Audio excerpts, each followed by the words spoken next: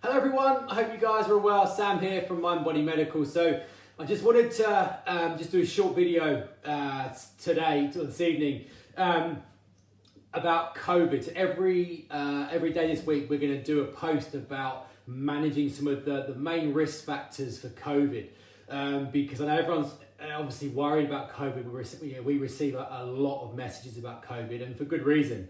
Obviously the cases are increasing, and the difference about this time of year is we've got the COVID cases increasing with a headlong collision into the increasing cases of seasonal flu, which naturally occurs at this time of the year. So we've got these two different kinds of infections meeting head on. So we're gonna be posting every day this week, looking at the main approaches that we should be implementing that have an evidence base behind it that can help protect us from COVID, can help to support our immune system against COVID, and more importantly, if we get an infection, what we can do to support it, and most importantly, managing long COVID, and which is this long-term symptom profile that comes about 2, 3, 4, 5, 6 months after we get a positive infection. And all of this content comes from our cold, flu and COVID management series, which is kicking off in the Ayurvedic Mentor next week. And the doors to recruitment are currently open, but only until Saturday. So if you want to learn about this in more detail, be sure to check that out. But as it stands now, the risk of dying from COVID is very small. Even if we look at all the statistics from all the age groups, the risk of dying from COVID is very, very small, very, very slight.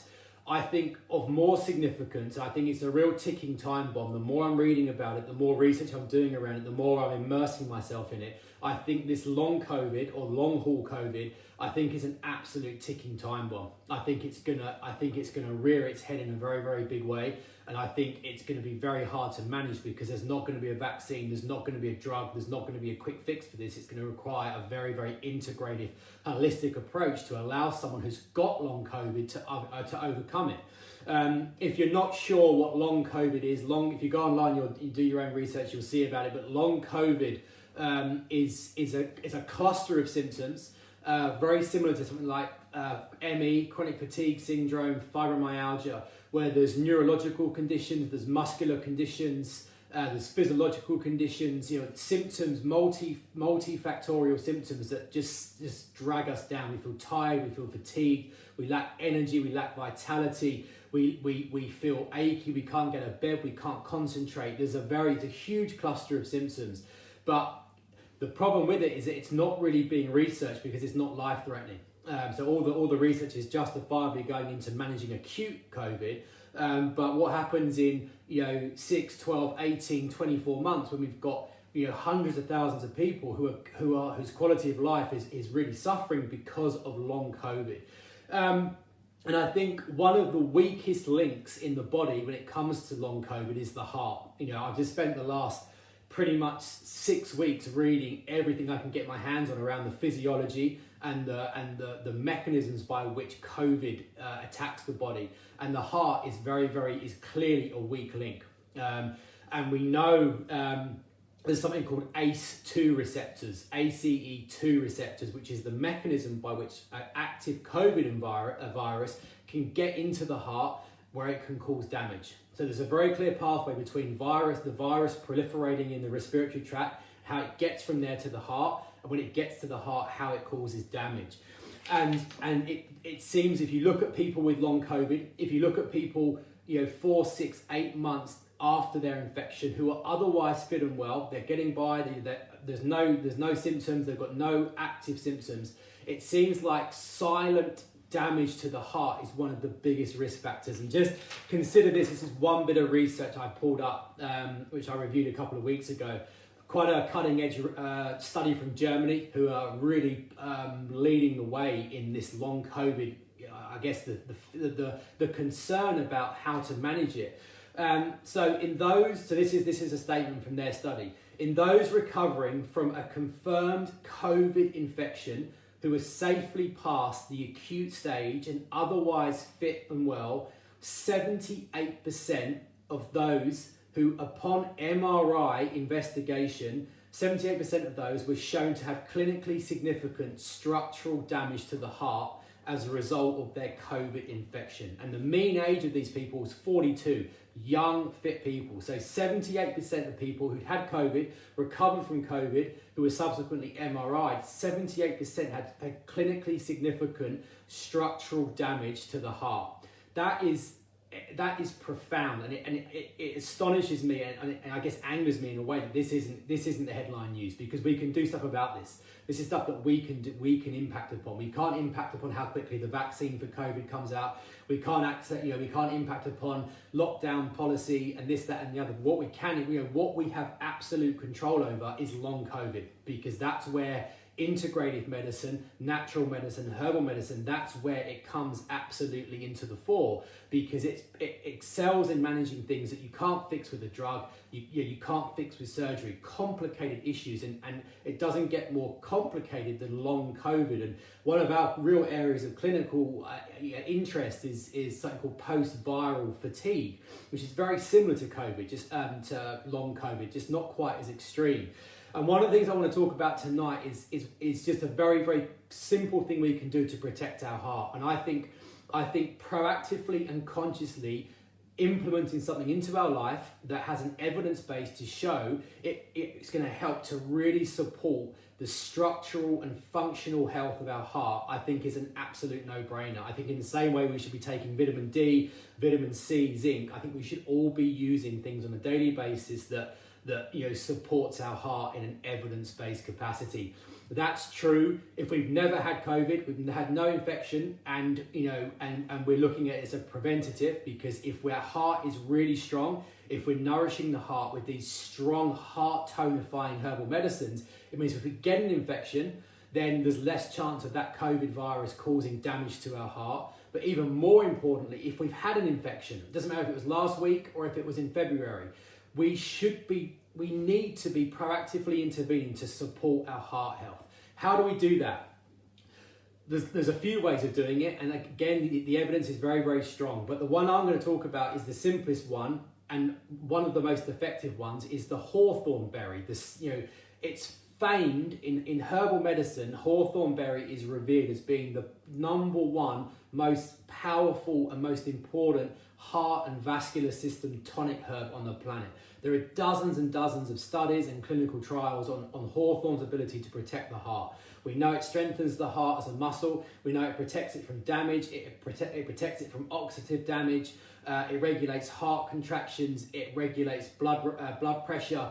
It prevents against a whole battery of damage to the heart, whether it's caused by viruses, whether it's caused by high cholesterol, whether it's caused by blood pressure. It strengthens the heart. It nourishes the heart as a muscle. And there's 40 years of clinical research around hawthorn's ability to do that. And actually, because it's so important, and just to make sure everyone's got all of the right information, in the comments box below, after I do this video, I'm going to post up a link to a very detailed hawthorn berry herb profile, which will give you all the information you need about what hawthorn does, why it's so powerful, and most importantly, how to use it. But what all we're doing, so we've got Fushi is a very good brand.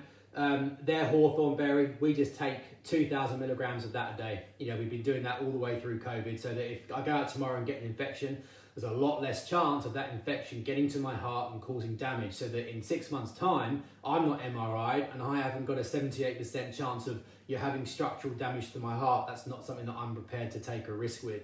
And that applies for our lungs, it applies for our musculoskeletal system, it applies for our lymphatic system. And that's what I'm going to be talking about this week.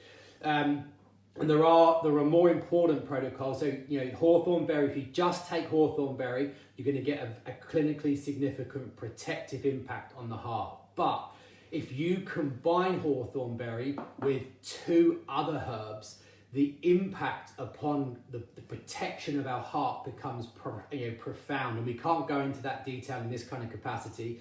And that's why we've created the cold, flu and COVID management series. In that series, it's a 6-week series. We go into the absolute most accurate, detailed, evidence-based and powerful management plans for seasonal cold, seasonal flu, but particularly COVID, very in-depth protocols.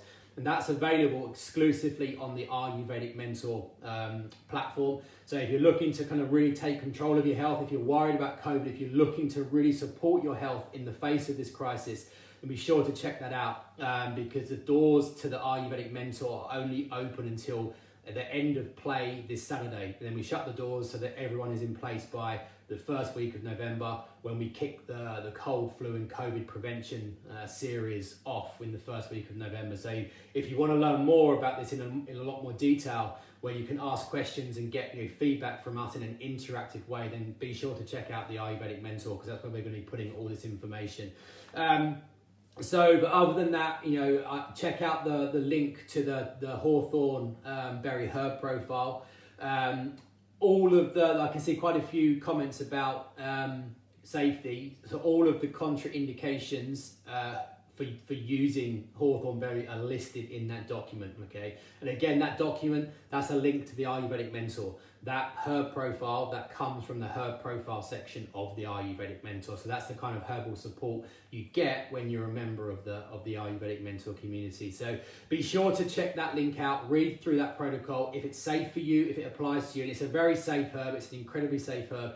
It's suitable for most people most of the time. If it is suitable for you, please, I can't recommend it enough, because we do not want to be in a situation where we get an infection and then suddenly 6 months later we're breathless, we're fatigued, we're tired, our blood pressure's through the roof, we've got arrhythmias or whatever it is, purely because we've got this long COVID, okay? It's just not a place where we want to be. And at the same time that we protect the heart, we also have got to protect the other systems of the body. We've got to protect the neurological system, the musculoskeletal system, the respiratory system. We've got to tonify the whole body.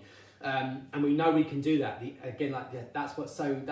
It's scary on the one hand, but it's really empowering on the other, because the ability to take control of how we support our body to prevent, deal and recover from COVID, it's in our hands. The evidence is there, okay? And that's what we've synthesized, and that's what we've packaged up into the cold, flu and COVID treatment series. So I hope that's helpful. Anyone that you know would benefit from this, if you know anyone that's had a COVID infection, please share this with them, because it's just so important that they're protecting their heart, okay?